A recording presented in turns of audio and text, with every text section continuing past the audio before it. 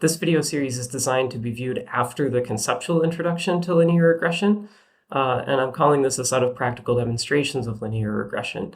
We're going to start with a demonstration of a simple linear regression model with one continuous predictor using the R statistical computing environment, working through this code file here. But first I want to introduce you to a hypothetical data example that I'm going to be using for a couple of weeks. And so the first thing that this code file does is read in this other code file, makerobots.r. This is makerobots.r. It's a script file that just generates a single data frame named robots containing the results of a hypothetical experiment so that we can analyze the data for some regression examples. In this imagined study, participants are shopping for a futuristic robot, and there's a producer of robots that has randomly assigned each participant one robot to evaluate.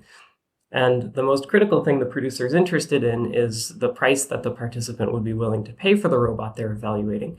And there's 5 properties of the robots that vary. There's the method of transportation, legs or wheels, the material, metal or plastic, the color that it's painted, red, green, blue, or black, its mass in kilograms, and its battery life in hours. And then we have this variable for the price that the participant would be willing to pay for their robot, and 3 subjective ratings of how fun, practical, and cool the robot is. And the rest of this file just contains the actual code that generates this hypothetical data set. You don't really need to worry about that too much. The point is it's the first thing that the file that we're working through today does is run that file so that we have the robots data frame available in order to analyze it. Here's a fresh R session. I know that my version is old. You should update R. And the first thing that I'm going to do is just run the make robots data set, and then we can look at some of its properties. The dim function reports how many rows and columns the data frame has. There's 550 rows and 9 columns. There are 500 rows that have no missing values in them. Complete.cases is a function that returns a vector of trues and falses corresponding to each row in data frame or matrix that has no missing values in it, and adding up those trues and falses using the sum function gives us how many of them are true, which is 500. We can look at the first few rows of the data frame using the head function, just to reassure ourselves that the data look the way that we expect them to. Transport has these 2 possible values, legs and wheels. Material is plastic or metal. Color is one of these 4 colors. There's masses that appear to be kilograms and battery life that appear to be hours. There's these estimated prices the participants gave and these subjective ratings on Likert scales. Let's just assume that each of these is some kind of composite score of numerous ratings, and that's why we have these non-integer results. We can get the structure of the data frame using the str function. And this just tells us, again, that there's 550 observations of 9 variables, and the type of each variable included in there. It's nice to know that transport, material, and color are factors. That's going to become important later. And the summary function allows us to get some basic descriptive statistics about each of the variables in the data frame. For example, we can see that transport is about evenly split between legs and wheels, and there's 50 missing values there, consistent with the idea that 50 of these participants have missing values scattered across some of these variables. The numeric variables, we get information about the quartiles. And so, for example, the prices seem to be centered around about $100, and the battery life seems to be centered around about 20 hours. But before doing any data analysis, let's get to know some of these variables a little bit better, starting with price. 40 of the values of price are missing. is.na just returns true for a value that's missing and false for a value that's not, or a vector of trues and falses if you pass it a vector. And adding up the trues gives us the total number of missing values. The quantile function allows us to get some percentiles here, and we have to specify na.rm equals true in order to not have it give us an error message due to the presence of missing values. And just to illustrate, the quantile function can't have missing values if you don't specify that they are allowed. Otherwise, this is giving us the same information that we already got about price from the summary function up here, but here's another way to get it.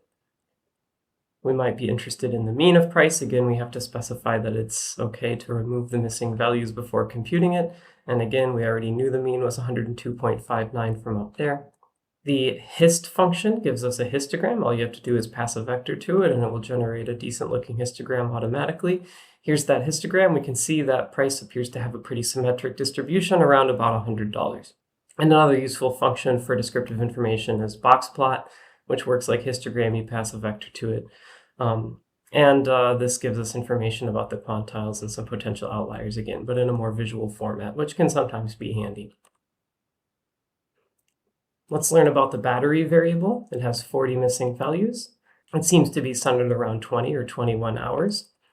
Its mean is 21.45 hours of battery life. We can generate a histogram for battery life. There's nothing too concerning in this distribution. And we can generate a box plot for battery life. For some of these categorical variables that we're going to be interested in using, maybe we can generate tables of counts. Here I've used the table function. I've specified use NA equals always because I want to learn how many missing values there are. If I didn't include this option, by default this column would just be omitted from the table. So the material variable has 263 values that are metal and 247 that are plastic.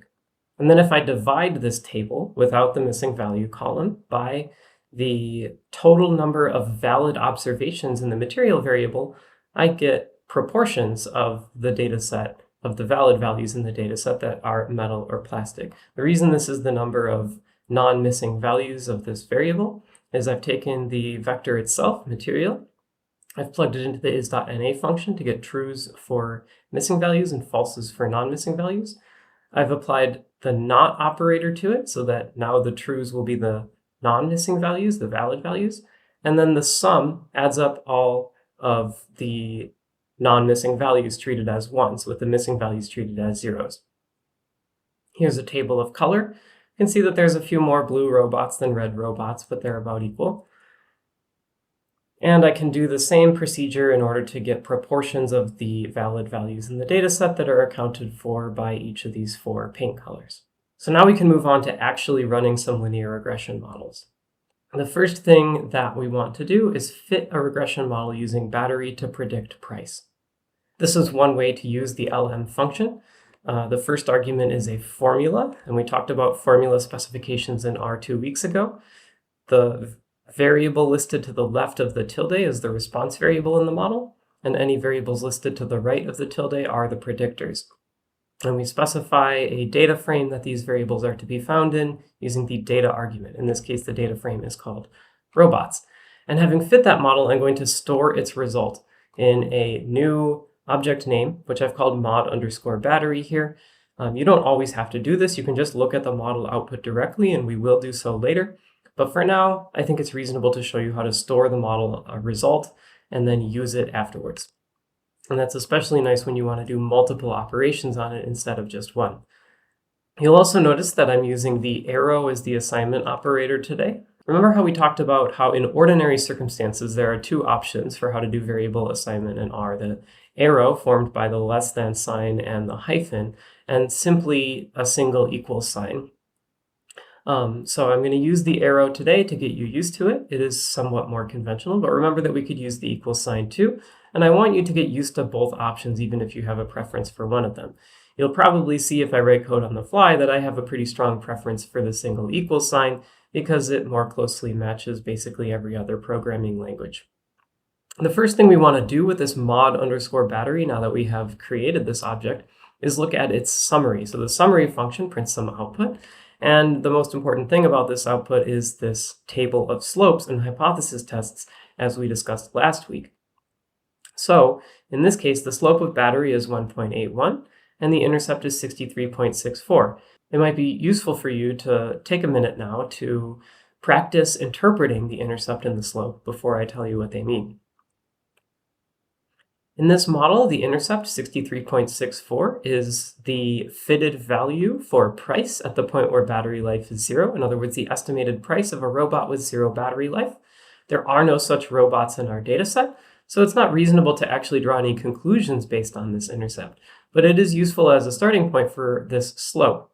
The slope, 1.61, is the degree to which price varies, corresponding to each unit of variation in battery life. In other words, an additional hour of battery life corresponds to about $1.81 more willingness to pay in this hypothetical data set. This value is positive, indicating that participants prefer robots whose batteries last longer, which should not come as a surprise. The standard error is much lower than the slope, meaning our t-value is going to be high and our p-value is going to be very low, indicating that it is extremely unlikely that a slope this large could arise due to chance alone if there was no systematic association between battery life and price. And finally, we can call the confint function on this same model object in order to get a confidence interval for the intercept and the slope. In this case, we would be more concerned about the slope, so we might say that we have a 95% confidence interval for the linear association between hours of battery life and dollars of price, and that 95% confidence interval ranges from 1.55 to 2.08. You might also remind yourself at this juncture how to interpret that 95% confidence interval. It's reasonable to argue most of the time that you believe the association between hours of battery life and actual cost lies within that range. But the reasoning behind that argument is not that you've calculated some kind of probability corresponding to the actual association. What you've done instead is constructed a confidence interval by a procedure such that confidence intervals constructed like that would include the true value 95% of the time. Next, we can use the plot function to view a scatter plot where price is on the y-axis and battery is on the x-axis. If you use a formula to specify the first argument of the plot function, R automatically assumes that you want the response variable to be plotted on the y-axis somehow, and it guesses how to generate the plot based on the type of the predictor variable. Here's that scatter plot. And then we can use the AB line function with our model object as the argument in order to draw the simple linear regression line on this scatter plot. And we can see the positive association. We can see that this line passes through the cluster of points, and there's nothing particularly concerning here about the possibility of a nonlinear relationship.